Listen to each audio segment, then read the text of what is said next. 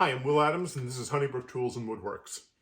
Last week, I began posting a series of videos where I gave you a behind-the-scenes look at how I make my tools. I started with a series of 3 videos on the Honey Brook winding sticks, and then I posted the first of what will be probably 2 videos on the Honey Brook Dovetail knife. Today, I finished a complete set of my tools in Cuban mahogany. And I thought while I had examples of my entire inventory in one species of wood, I thought I'd take an opportunity to just give you an overview of each one of the tools. So as I said, last week I posted a series of 3 videos on the Honey Brook winding sticks. These are 18-inch winding sticks. They have English boxwood sighting inlays, and these are used for a woodworker to determine whether or not a board has any twist in it. Because the sticks are typically longer than the board you're trying to flatten, they will accentuate any twist that's in the board. You sight over the top of them, and the goal is to get this top edge to be perfectly in line with that one. And if there's any deviation, it tells you where you need to plane to get rid of that twist. Most of my winding sticks are usually 16 inches, but I just came into this gorgeous Cuban mahogany and I had enough of it that I wanted to make a special pair out of this really fine wood. The first type of tool that I ever made was a marking knife. Didn't look like this when I first started making them, but this is the design of the knife that I have now.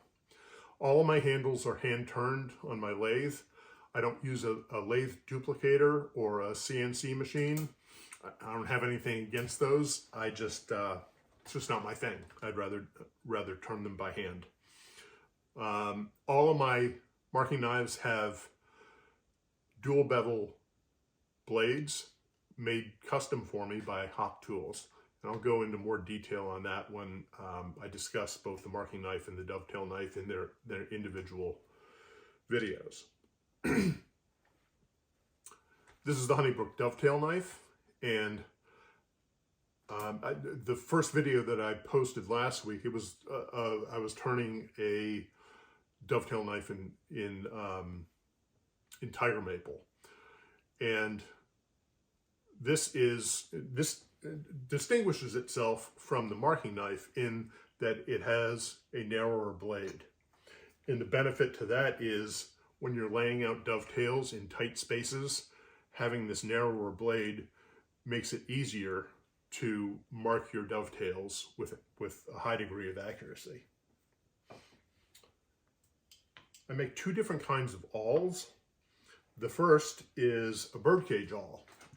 And my understanding is that it is so called a birdcage awl because back in the day, when bird cages were made out of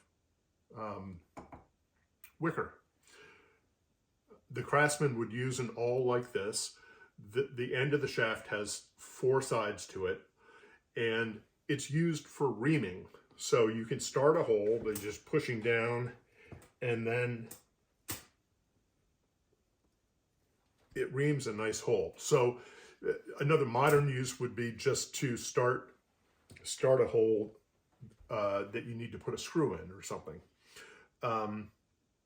So back in the day when somebody was making a bird cage out of wicker, this would be used to ream that hole that the wicker would go into that made the actual cage.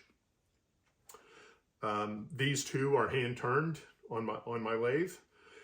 The other awl that I make is a scratch awl, and this is different from birdcage awl in that this has a conical blade to it, and I use it sometimes if I'm working with any kind of metal. You can use this to scratch a line in it. You could certainly use it on wood too, like I just did. This doesn't give as fine a cut line as something like the marking knife, but there are all kinds of different awls. Leather makers have different kinds of awls. This one I primarily use if I'm need to scratch layout lines in metal. Now, in the last year or so, I started making a line of screwdrivers, two of which are purpose-made for hand planes. So this is my Stanley number 4 smoothing plane, and the first of these two screwdrivers, this is a chip breaker screwdriver. So when you're taking your plane apart and you need to go sharpen it, you need to take this chip breaker off, excuse me, and you need to loosen this screw to do that. Now, a lot of the times people will just use the cap iron as a screwdriver. Problem with that is if it's tightened down too much, or if you're just not careful, you can actually chip your cap iron, and then it's not going to serve the function that it really needs to perform.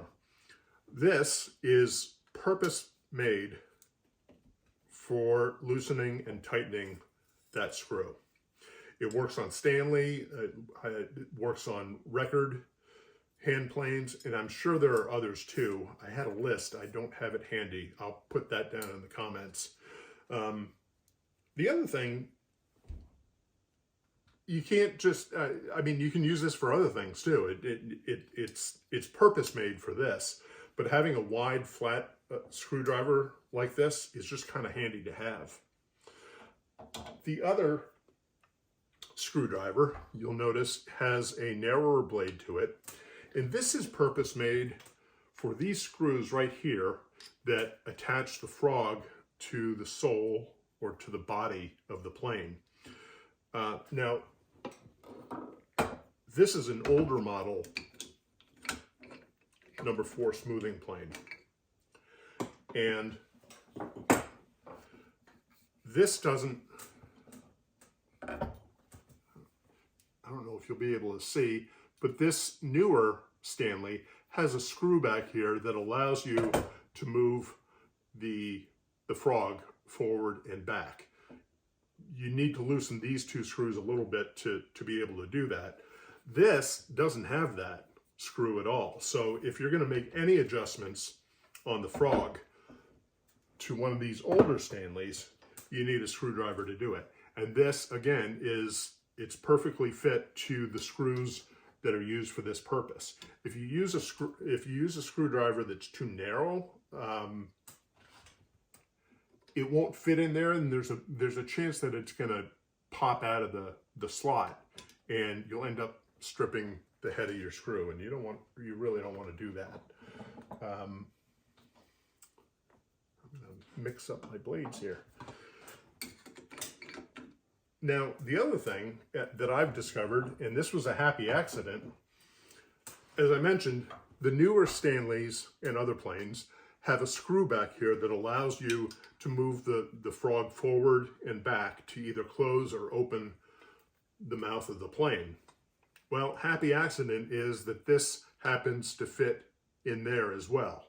It's a little bit short, but it will work in a pinch. Now, the other thing I have found since I started making these, I keep one of these right in my apron pocket. This is one of the first ones that I made, and you can tell that the handle is different. I've just found that this is just really handy to have in your apron for a variety of different things that you need to do around the shop. There are many times during the day when I need a screwdriver, and this fits the bill. So both of these have hand-forged, not by me, but by a local blacksmith, hand-forged blades. And the steel is hardened. Now, the other two screwdrivers that I have, these are specific screwdrivers for saws. This is a split nut screwdriver. I make two different sizes. One is wider, and this one is a little bit smaller. And that's because modern makers, they use different sized split nuts. This is one of my Lie-Nielsen saws, and the smaller of the two split nut drivers fits this absolutely perfectly. If I can see. Yeah. Now, it's not often that you need to mess with these, but sometimes with the change in seasons, sometimes they'll get loosened up a little bit. And if you don't have a split nut driver that fits these perfectly, you will strip out these brass screws, and you don't want to do that for a lot of reasons. The larger of these two, this fits the saws. Oh, I should also say, excuse me, the smaller of these two, it fits Lie-Nielsen saws. It also fits the saws made by Jared Green, who up until about a year ago was an independent saw maker down in South Carolina. He has moved on and is now leading up the saw works at Blue Spruce Tool Works. I don't know if he's using the same size split nuts on his Blue Spruce saws, but I have a couple of his saws from when he was working on his own, and this fits perfectly. Now, the larger of these two, this will fit the split nuts on saws made by a friend of mine down in Warwick, Rhode Island, Charlie Ernest, Spring Green Saw Works. Great saw maker. He uses split nuts that are a little bit wider than those on Lie-Nielsen. This also will fit on the saws that were made by Eric Florup Tool Works, who sadly just passed away a couple of weeks ago. But his saws live on, and they honor him as a leader in the tool world.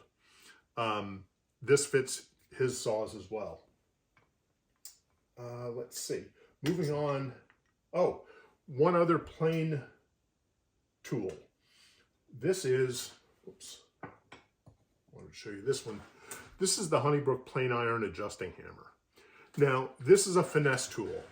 If you're familiar with wooden planes, you'll know that sometimes the wedge and the iron will get jammed into the body of the plane, and to get them out, you need to whack the back of the plane, the heel of the plane, to loosen the wedge. This is not for that. This is a finesse tool that you would use for making lateral adjustments. I'm not going to tap with this. This is one of my prototypes, so I'll use this as a demonstrator. You use this to make lateral adjustments, and also it can be used on a couple of different planes. Bring back this early Stanley number 4. It doesn't have a lateral adjustment lever. So to make any lateral adjustments, you need a little hammer to make those fine adjustments so that you can make sure that your the plane iron is sitting in there true. Another plane that I have, this is one of my favorites. This is a little Lie-Nielsen violin maker's plane.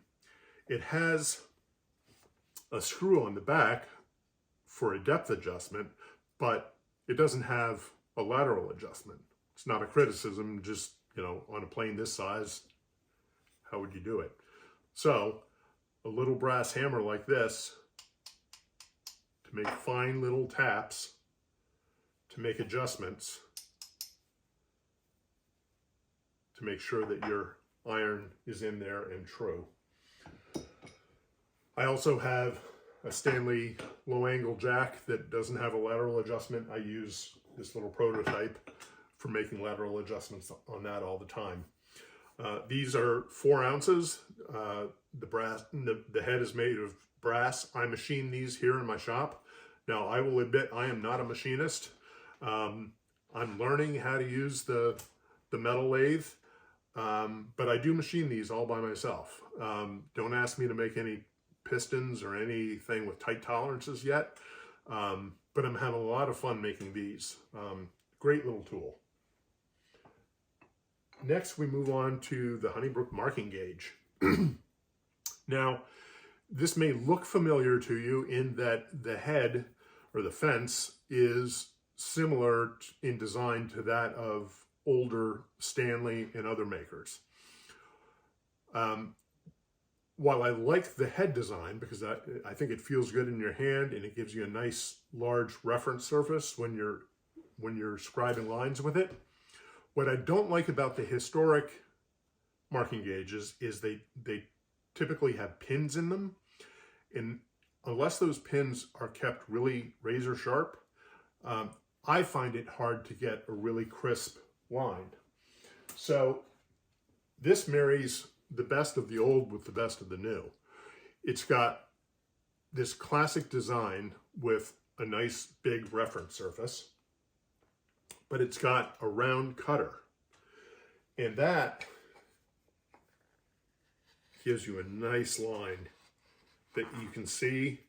It's crisp, there's no tear out. I just think they work really well. Let's see, what else can I tell you about that? That's about it. It's got brass wear strips. Just feels good in the hand to me. Now the last two tools that I make are tri-squares. Currently I make them in two sizes, a 6-inch and an 8-inch. And you may wonder, well, why would you make a square all out of wood? And my simple response to that is, why not? People have been doing it for centuries. It's a traditional tool, and they work. They work every bit as well as this metal square. Actually, my squares are based off of the dimensions of vintage Stanley tri-squares. I just like the way these feel better. They're lighter in your hand, and when you're using a wooden tri-square on wood, you know, you're not going to scratch it. You're not going to scratch your work surface. You know, if you should happen to get a little ding, actually, as I feel this, there are little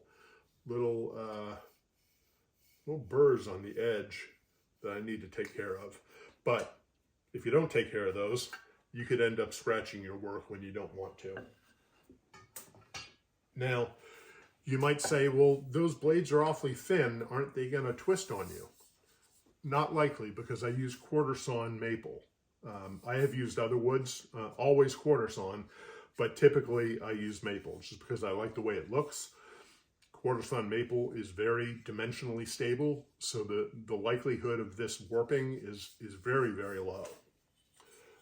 Just a classic hand tool that to me feels great in the hand, and the people who have bought these love them. And they've said the same things. They like the weight of it and just how it feels wood on wood.